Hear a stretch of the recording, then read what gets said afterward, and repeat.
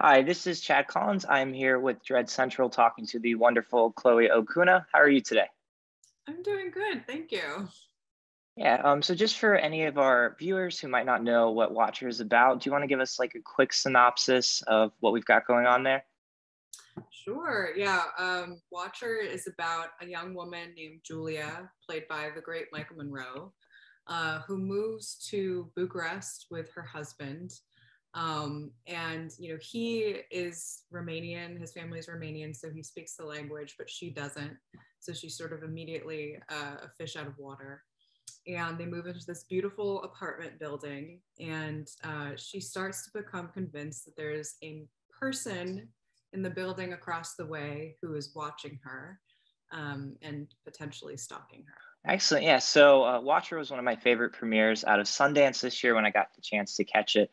And immediately, one of the things that I was most excited about is as a fan of these older, sort of like 80s quasi slashers, things like Someone Is Watching Me or Eyes of a Stranger. Was there anything like, from that period that you really drew inspiration from? Because I definitely got an old school feel to the approach you took with it.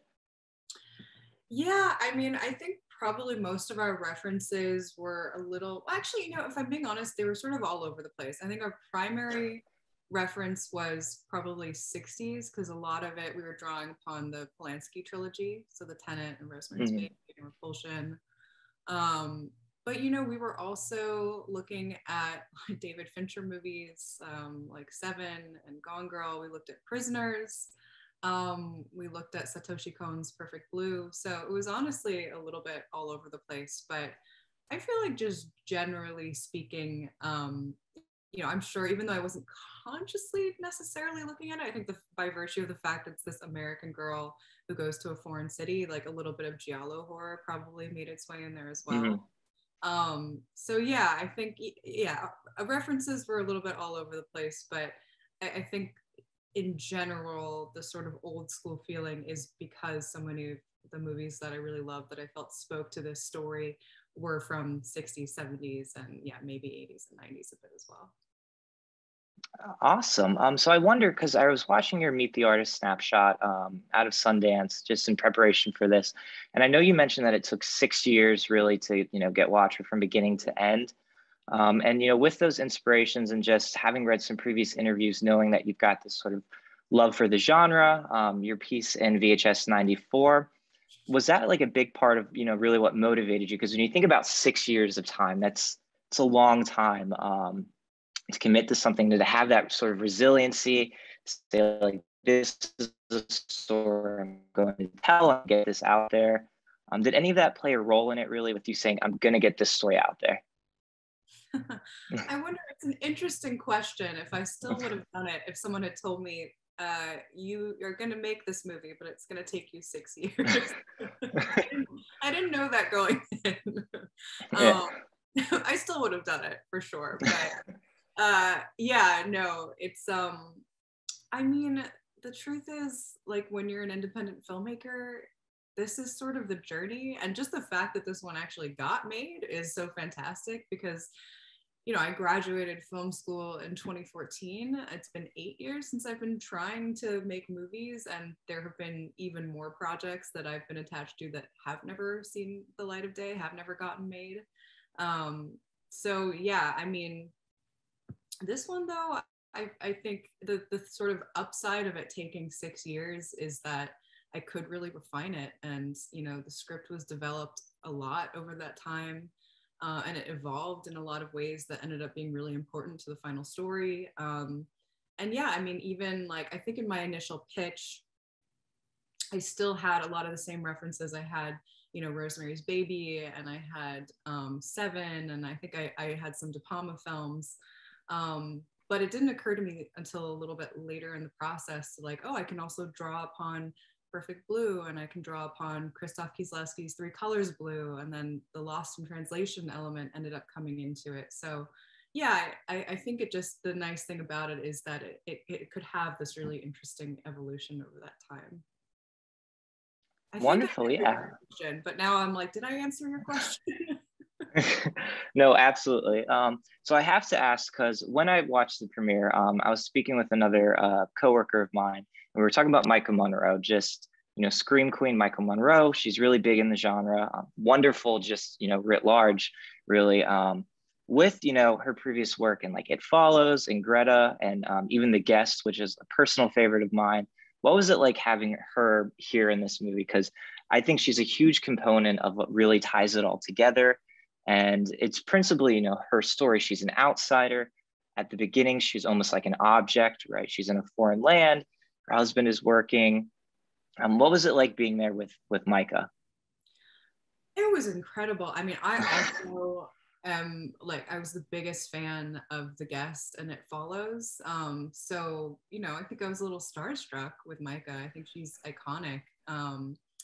And, obviously with this role, it was not hard to cast, but it's just Julia is so central and she carries the entire movie, and there's never a moment really that we're not with her. And Maika, just like she met and far exceeded my already very high expectations, because she's so incredible at communicating so much soundlessly. And so much of this movie, I think you're just like watching all of these different emotions play out on her face, and it's really compelling. I really do believe, I can't for the life of me imagine anyone else in this part. And I truly think like she's such a talented special actor, and we're really just lucky to have her in this, like, truly. Absolutely. So that's actually, I love that. And if I could use that as a jumping off point, because that was one of my favorite things about Watcher, is that at times it was almost soundless. There was this sort of austere, just almost cinema verite quality, where even when it didn't seem like a lot was happening on the periphery, on Micah's face, just in the locations themselves, there was a lot, being told and being conveyed, even if, the action itself, beat to beat, was sort of stripped down, moving forward that way. Was that something you were, excited to try out? Because especially for me personally, in this sort of contemporary age of horror, sometimes, things need to be very big to sort of stand out and to carve out their own niche. And thinking back to VHS 94 with Ratma, that is a very big, easily, identifiable thing to be like, hey, watch this short and it's got this great creature in it. I think Watcher definitely has a more subdued feel to it. So what was it like even transitionally, going with something sort of so big and high concept to something that's much more just sort of subdued there? It was kind of great. Yeah, it was. I flew to Toronto to shoot VHS 94, and from Toronto I flew directly to Romania. So I really did them back to back. And I mean, for me, like, the thing that I love about this genre and just being a filmmaker in general is that I get to like riff off of my favorite filmmakers, and they're very different sometimes, like I adore doing VHS 94, and I really love sort of like big campy extreme horror. That was so much fun to shoot, and I just like, I adored it. But at the same time, I also was really interested in attempting to do something that was a little bit more subdued and austere, and was sort of more in the mold of like the Apartment trilogy, or other sort of like colder European thrillers where a lot of it is sort of about what's happening in the silence, or about telling a story that is very, very simple actually, but trying to do that simplicity justice. So yeah, and Watcher, that was really the big challenge of it. I liked the fact that the story was very minimalist, and I liked the fact that it was just kind of tied to this woman's emotional journey. But I also know that the appetite in horror now sometimes runs more toward things that are a little bit flashier, or like people are craving, some level of surprise, and that totally makes sense. Why wouldn't you? But I personally also really like stories that are classic, for lack of a better word, and this was a very classic psychological thriller in which the goal of it was like, how do I bring to life the interiority of this character, and it's still for me, I hope for other people is cool, and it's scary because, you know, we're trying to speak to something that I've experienced that I think a lot of women have experienced, and, you know, those emotions are real, and if we do our job properly, they're translated to the screen, and people sort of like can empathize with what this character is going through, and I think that's what movies are for in some ways. So yeah, but you can have both. I hope one day to do a more Ratma style movie to sort of like after you want to like go back and forth, like you want to do the crazy thing where like a rat monster is spitting acid on people, and then you want to do like the more like subtle psychological thriller. So one for them, one for me. Yeah. I was wondering, did you get a chance to catch Fresh this year? No, I did. I've obviously heard it's great. I read the script, which I thought was really good, but I have not seen it yet. But I had a Fresh and Watcher double feature, so those were two very different appetites there. Amazing. The juxtaposition. Wonderful. So this is probably something you're going to be asked quite a bit. But I was just wondering, you know, as a genre fan, and it's always really cool for me, especially from a filmmaker's perspective, to hear. Just with, you know, the slate ahead, is there anything that you're actively looking forward to, that you're excited about, or that you've recently seen that you're just like, wow, I really love this?